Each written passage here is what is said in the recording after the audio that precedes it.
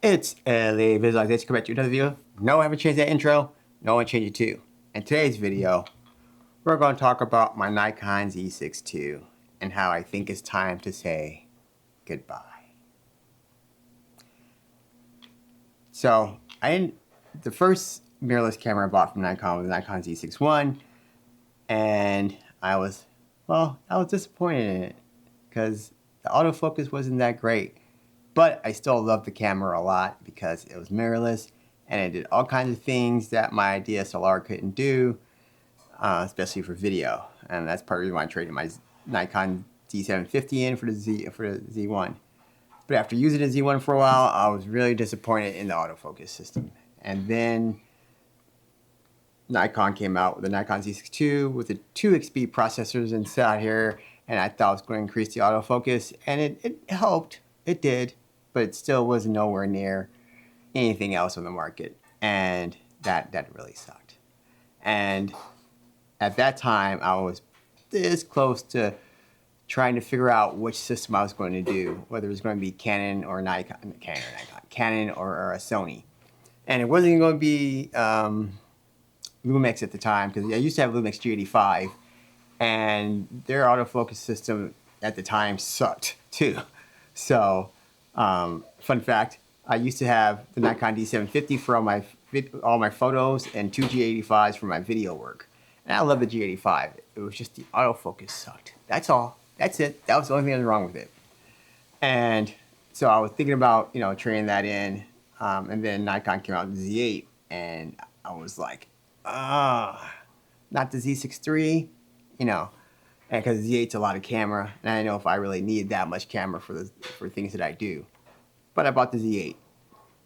And after using the Z8 for a while, I rarely use my Z6II, mostly for B camera work. But when I was doing, especially if I'm doing something for a long take, is that there's a record limit on here, unless you have the Nikon, unless you have the Ninja Atomos on here. So I do have the Ninja Atomos, and that just means now that more equipment I'm taking with me because I'm not doing anything internally.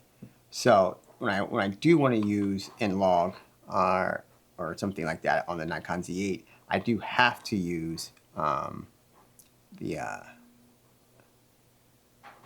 Atomos. And then trying to match them, because I'm not a great colorist, trying to match these two different sensors. Sometimes it's a pain, sometimes it's not, but for the most part, it's of course it's doable. But after getting the Nikon Z52, I'm starting to realize for video,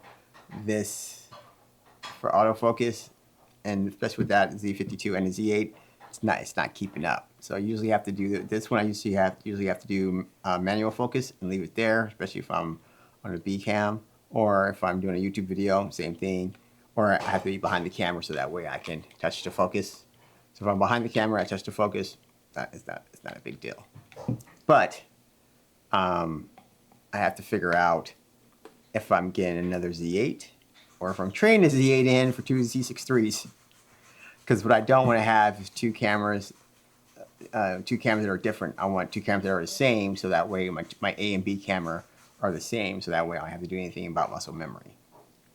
And the Z50 will be my C cam and my walk around cam. But yeah, I think it's time to say goodbye to the Z6II. I just have to figure out what I'm trading it in for, or if I'm going to keep it as a YouTube camera or something, or a crash cam, or I don't know. But I have decided that I need to upgrade this camera to the Z8 or two Z6IIIs. But more than likely, because I love that Z8 so much, more than likely I'll just trade this in for another Z8, and that's what I'm thinking. I just got to figure out the time frame when I'm going to do this, because I do have a gig in Atlanta that I'm shooting, and I think it goes from Thursday to Sunday, and that's towards the end of the month in September. I think it's on the 22nd or something like that. So I got to figure something out before then, so that way I can have two of the same cameras. Yeah, so yeah. Anyways, that's all I have for today, and I will see you in the next one.